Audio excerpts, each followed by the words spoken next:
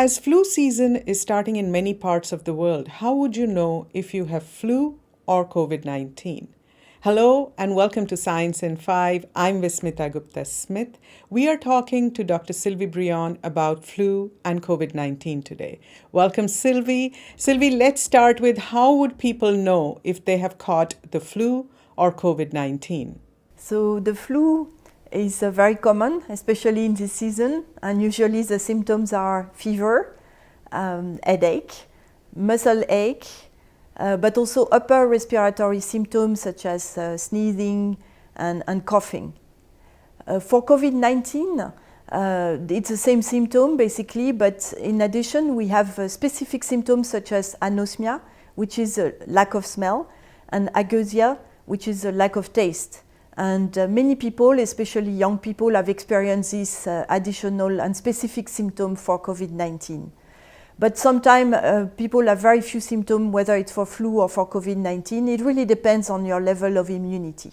What is important to know really for those two diseases is that the prevention measure works for both of them.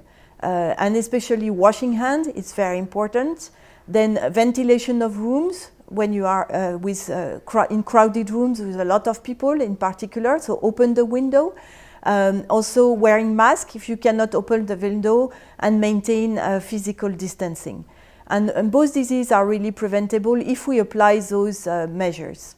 So Sylvie, talk to us about the groups that are most at risk from the flu, and also talk to us about the safety of taking the flu vaccine for those people who do have access to the flu vaccine and the COVID-19 vaccine. Is it safe to take it?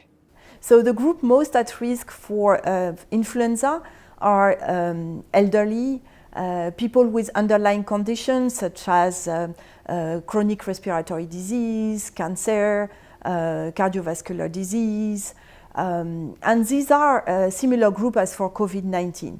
But for flu, in addition, pregnant women and very young children, infants, are also more at risk for severe disease. So is it safe to administer a flu vaccine and COVID-19 at the same time?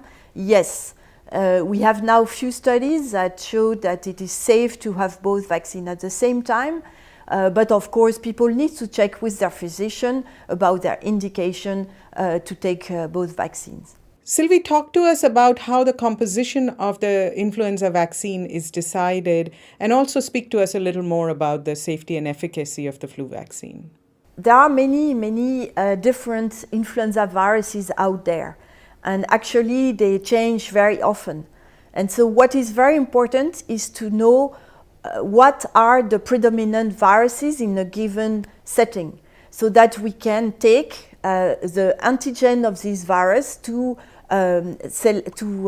compose the vaccine. So that's why we have around the world 136 laboratories constantly monitoring the circulating viruses, and twice a year we have expert meetings to define what are the predominant viruses in certain places of the world. So we have 2 vaccine composition meetings per year, one for the Northern Hemisphere and one for the Southern Hemisphere. So the flu vaccine has existed for many decades, and it's a very safe vaccine. But it's very important to have those expert meetings to define the composition of the vaccine, to make sure that we put in the vaccine the component that will really better protect people against the circulating viruses at a given time. And this vaccine is very recommended to at-risk people so that they can be protected against severe flu and death when the season starts. Thank you, Sylvie. That was Science in 5 today. Until next time then, stay safe, stay healthy, and stick with science.